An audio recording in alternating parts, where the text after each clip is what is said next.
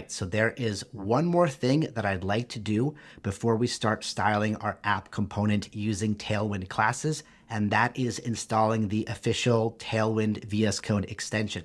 This extension is going to show us the actual CSS properties that the Tailwind CSS classes are applying when we use them. We'll see this in the next lesson. And we are going to be using Tailwind for many projects throughout this course, so don't worry, this extension will come in handy many times in the future. So as a reminder, in VS Code, we can click this block icon on the left-hand navigation menu. That takes you to the extensions panel, and here we can search for Tailwind. And the very first result should be this one from Tailwind Labs, the Tailwind CSS Intellisense. So you can click install.